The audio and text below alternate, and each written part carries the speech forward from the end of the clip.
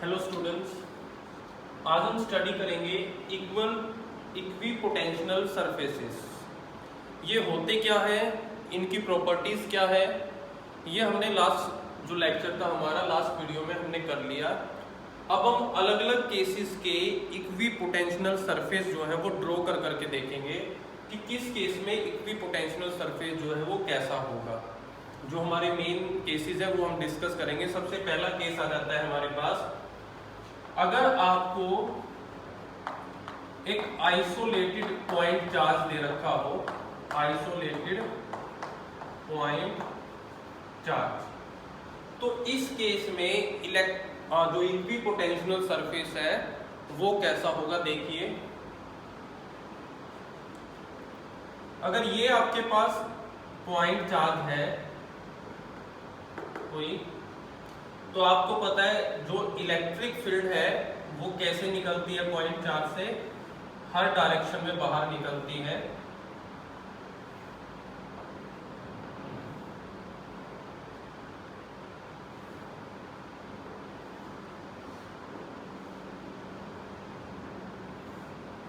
इस तरीके से। अब अगर आप कोई इक्वल डिस्टेंस ले चारों तरफ चार्ज के, मान लीजिए मैंने ये डिस्टेंस इक्वल ले लिया चारों तरफ, तो आप एक सर्कल ड्रॉ कर सकते हो। चार्ज अगर सेंटर पे है तो चार्ज से इस सर्कल के हर पॉइंट का डिस्टेंस क्या है, सेम। अब ये आपको पता है पोटेंशियल के केस में कि जो फॉर्मूला है वो क्या है, V equals to Q upon में 4 pi epsilon naught R। Charge तो सेम है वही, तो R की वैल्यू अगर सर्कल में हर जगह सेम हो गई, रेडियस सेम हो गई, तो इसका मीनिंग है इस पूरे सर्कल पे पोटेंशियल की वैल्यू क्या हो जाएगी, सेम हो जाएगी। तो ये जो पॉइंट चार्ज की वजह से जो सर्कल है ये कैसा है, इक्विपोटेंशियल है आपके पास। अगर आप डिस्टेंस और थोड़ा बढ़ा देते हो तो पॉइंट और थोड़े बाहर आ जाएंगे, तो आपके पास ये सर्कल बनेगा। अब अगर इस सर्कल पे आप पॉइंट देखोगे तो इस सर्कल पे भी सेंटर से रेडियस हर जगह सेम है, तो पोटेंशियल की वैल्यू क्या होगी, सेम होगी। अगर इसका पोटेंशियल V1 है, पहले वाले सर्कल का, मान लेते हैं इसका पोटेंशियल क्या है, V2। आपस में पोटेंशियल सेम नहीं होगा, ये चीज माइंड में रहे। इस सर्कल पे हर पॉइंट पे पोटेंशियल सेम है क्योंकि R सेम है। इस सर्कल पे पोटेंशियल सेम है क्योंकि R सेम है, लेकिन V1 इक्वल V2 नहीं है, क्योंकि V1 के लिए तो R इतनी है और V2 के लिए R इतनी है, और रेडियस इनवर्सली में है। अगर डिस्टेंस बढ़ेगा तो V घटेगा, यानी कि V1 बड़ा होगा किससे, V2 से। अगर आप ऐसे ही थर्ड भी ले लेते हो कोई,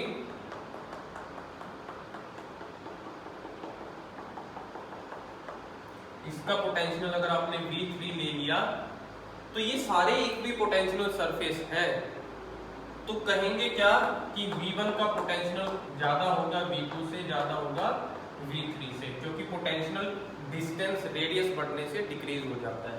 तो आप क्या कहोगे कि आइसोलेटेड पॉइंट चार्ज के केस में फॉर आइसोलेटेड पॉइंट चार्ज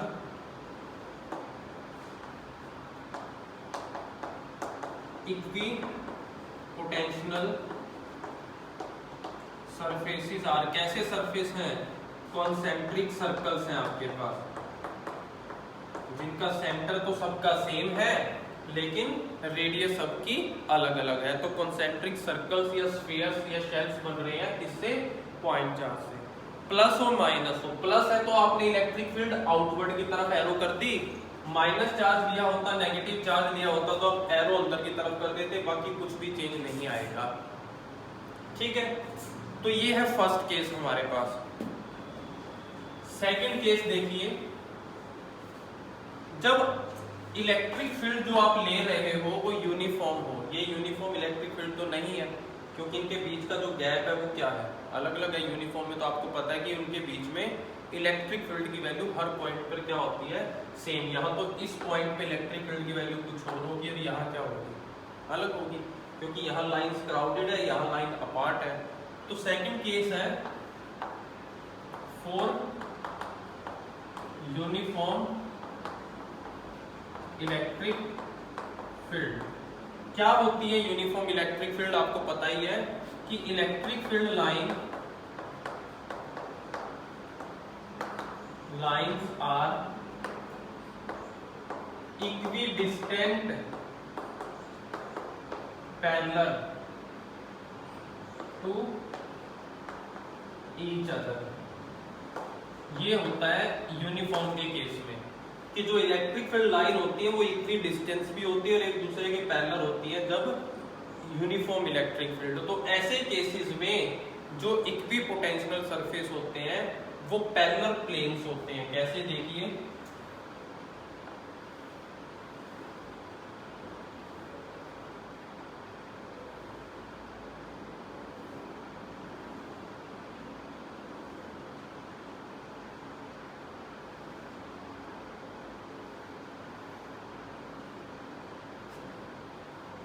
ये पॉजिटिव चार्ज इस तरफ है तो इलेक्ट्रिक फील्ड की डायरेक्शन जो है वो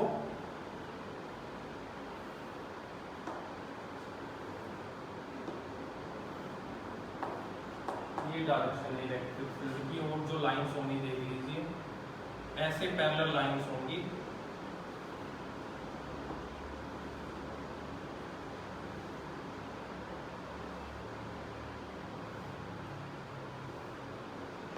इस तरीके से होते हैं। तो ये प्लेन्स आपस में पैरेलल होते हैं। तो हम यहाँ लिख भी सकते हैं equipotential surface are then equipotential surfaces are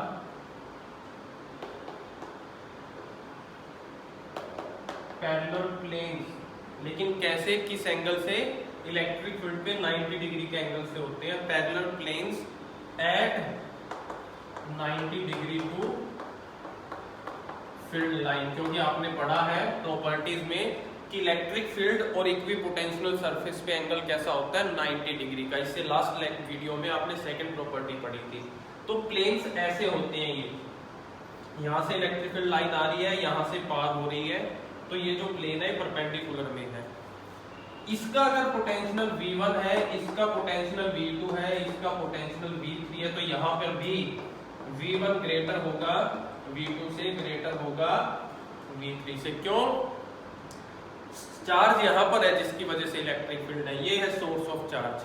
जितना दूर जाते जाओगे R जितना बढ़ता जाएगा पोटेंशियल क्या होता जाएगा? कम होता जाएगा। इसलिए इस सरफेस का पोटेंशियल ज्यादा होगा इसके कंपैरिजन और इसके कंपैरिजन। तो आप लिख भी सकते हो potential goes on decreasing along the direction of electric field. Potential goes on decreasing along the direction of E. Electric field की डायरेक्शन में जैसे जैसे आप जाते जाओगे पोटेंशियल क्या होता चला जाएगा? कम होता चला जाएगा। ये फर्स्ट टू केसेस, एक पॉइंट चार्ज के लिए और दूसरा यूनिफॉर्म इलेक्ट्रिक फील्ड जहां पर पैरेलल प्लेन्स बनेंगे आपके पास। अब हम चलते हैं थर्ड केस। इंपॉर्टेंट केसेस है आपके पास थर्ड। देखिए,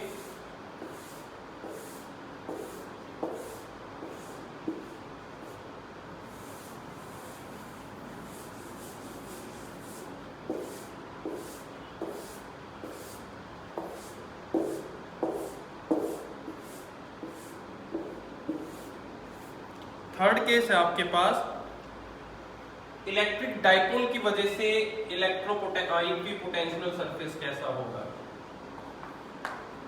third case, due to electric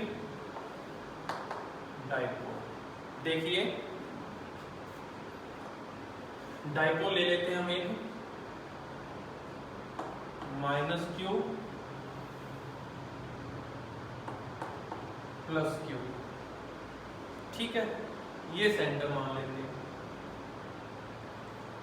सबसे पहले हम इलेक्ट्रिक फील्ड लाइन ड्रॉ करते हैं। पहले कैसी होंगी देखिए, ये भी एक लाइन है जिसकी डायरेक्शन आपको पता है, ये होगी इलेक्ट्रिक फील्ड लाइन पॉजिटिव से नेगेटिव। फिर आपको ही पता है यहाँ पे 90 से बाहर निकलती है, ये डायरेक्शन ये हो गई,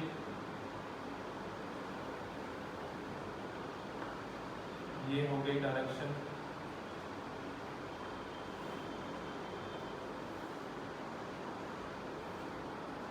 पॉजिटिव से बाहर की तरफ एरो,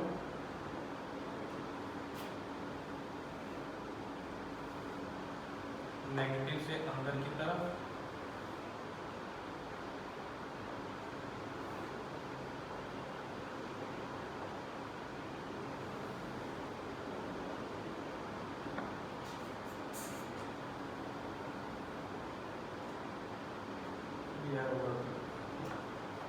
पॉजिटिव से नेगेटिव। ये है डाइपोल की वजह से electric field line, positive charge से बाहर निकल रही है, नेगेटिव के अंदर आ रही है।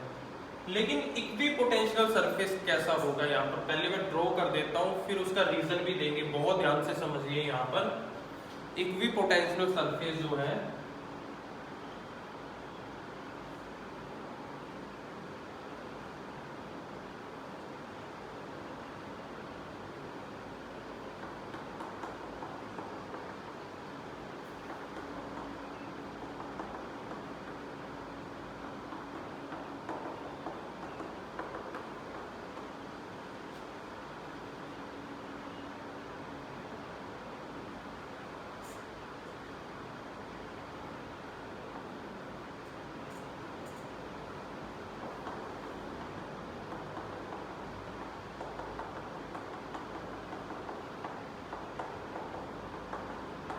अब अगर आप में से कुछ बच्चे ये सोच रहे हैं कि चौक के साथ सर ने बोर्ड पे जो है वो शायद बनाने में डिफरेंस आ गया हो, सर्कल इक्वल नहीं दिखाई दे रहे, तो आप ध्यान से सुनिए, ये एक्चुअल में इक्वल नहीं है।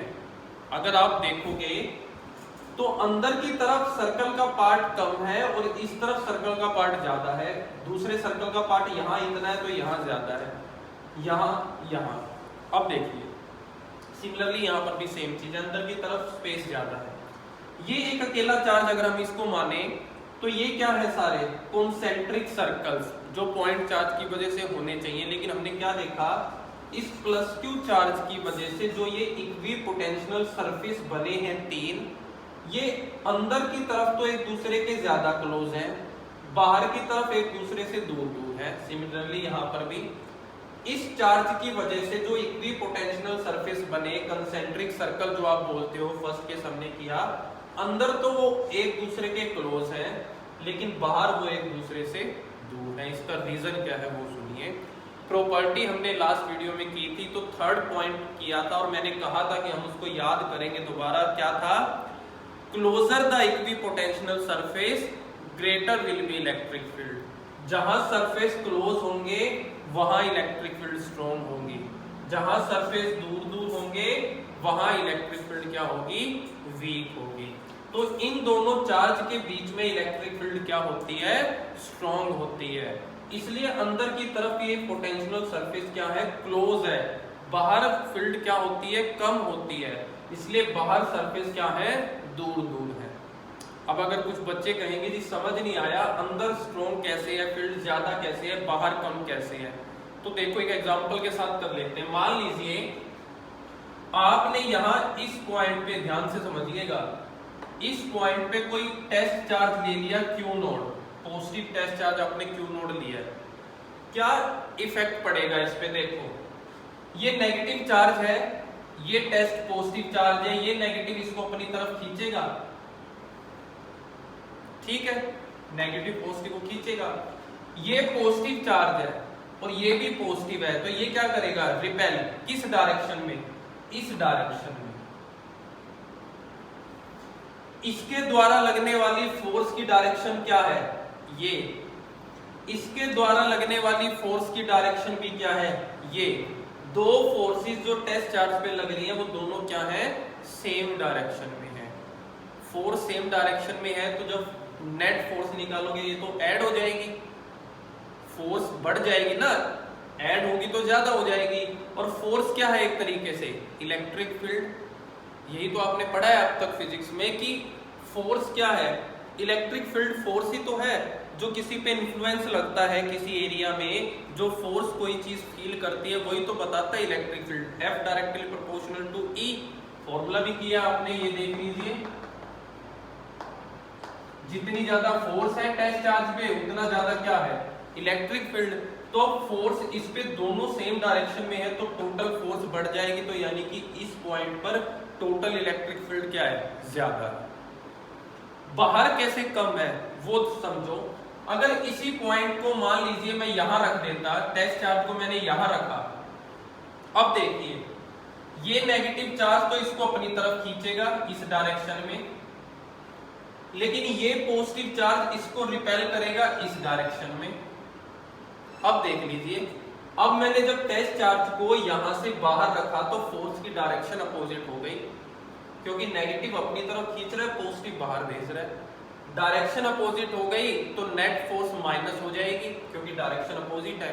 नेट फोर्स माइनस होके आएगी तो कम हो जाएगी, तो फील्ड भी क्या हो जाएगी, कम हो जाएगी। लेकिन यहाँ नेट फोर्स ऐड हो रही थी तो फील्ड भी क्या थी, ज्यादा। यही रीजन है कि जब आप सेंटर में कहीं भी देख रहे हो अंदर की तरफ दोनों चार्ज के अंदर, तो इक्विपोटेंशियल सरफेस क्लोज है, क्योंकि फील्ड ज्यादा है। पढ़ा ना आपने कि ये आपने किया है 1/dr, जहां ये ज्यादा होगा तो dr क्या होगा, कम। पोटेंशियल सरफेस के बीच का डिस्टेंस, तो इसलिए अंदर डिस्टेंस कम है और बाहर की तरफ डिस्टेंस क्या है, ज्यादा है। बात आ गई आपको समझ में। अब इसी में ही देखिए, ये हटा देते हैं जो एग्जांपल के लिए आपको कहा था। ये जो सेंटर है, इस सेंटर में से अगर हम एक लाइन क्रॉस करें, इस लाइन को नाम दिया जाता है लाइन ऑफ जीरो पोटेंशियल। इस लाइन पे पोटेंशियल की वैल्यू क्या होती है, जीरो। वो कैसे, अगर इस लाइन पे मैं पॉइंट है और इस पे मैं पोटेंशियल निकालना चाहूं, तो आपने एक्सियल लाइन वाला भी केस किया है, कैसे निकालते थे हम कोई पॉइंट पे, इस पे पोटेंशियल निकालूंगा माइनस क्यू चार्ज की वजह से, और इस पे फिर मैं पोटेंशियल निकालूंगा प्लस क्यू चार्ज की वजह से, दोनों को ऐड करेंगे। अब देखो सेंटर पे पॉइंट है तो ये भी डिस्टेंस L और ये भी डिस्टेंस L, डिस्टेंस दोनों चार्ज से इक्वल, दोनों चार्ज का मैग्नीट्यूड भी इक्वल, तो ऐड करते ही क्या हो जाएगा, जीरो हो जाएगा। तो ये आपने पढ़ा भी हुआ है, जो इक्वेटोरियल लाइन होती है उस पे पोटेंशियल क्या होता है, जीरो। तो इस कॉम्बिनेशन पे ये जो लाइन बीच में दिखा रखी है, ये लाइन क्या है, जीरो पोटेंशियल की लाइन है। और जो डायग्राम आपने देखा इक्विपोटेंशियल सरफेस कैसे होंगे, डायपोल की वजह से ऐसे होंगे सर्कल्स, जो अंदर की तरफ रेडियस कम, बाहर की तरफ जो पार्ट है वो क्या है, ज्यादा है। आ गई आपको समझ में। लास्ट केस करते हैं। ये छोटी छोटी चीजें आपसे कंपटीशन एग्जाम में पूछी जाती हैं, जिनको एक छोटे छोटे कंसेप्ट क्लियर नहीं है, जो सिर्फ रट्टा मार लेते हैं कि डायपोल की वजह से शेप ऐसी होगी, रीजन उनको पता नहीं है कि किस वजह से है। तो उस बेस पे जब न्यूमेरिकल आता है, आपको सिचुएशन दी जाती है, तो फिर आप सॉल्व नहीं कर पाते, आप क्वेश्चन ही नहीं समझ पाओगे कि क्या दे रखा है उन्होंने। लास्ट केस देखिए, equipotential surface for two similar charges, एक जैसे चार्ज दे दिए आपको, स्पेलिंग देखिए, सिमिलर चार्जेस का मीनिंग है दोनों चार्ज एक पोलैरिटी के हैं। देखो ये भी पॉजिटिव, ये भी पॉजिटिव, ये लाइन मैंने जोड़ दिया है वापस, कोई भी आप ले सकते हो, नेगेटिव भी ले सकते हो। पहले क्या करेंगे, इलेक्ट्रिक फील्ड लाइन ड्रॉ करेंगे, बाहर की तरफ, बाहर की तरफ।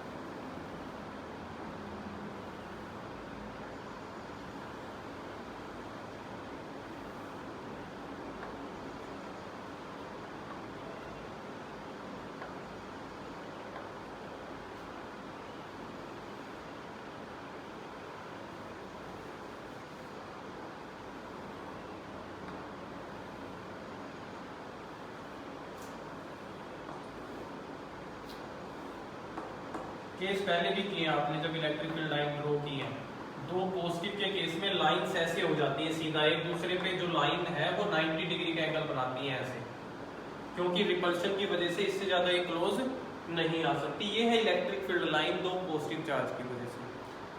सर्कल कैसे होंगे वो देखिए अब।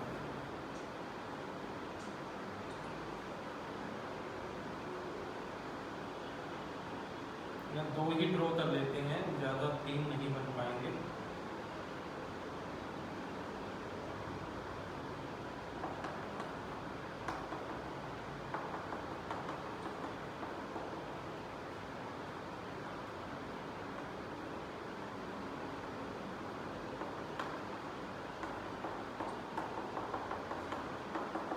अब अगर आपने नोट किया हो, यहां केस उल्टा हो रहा है।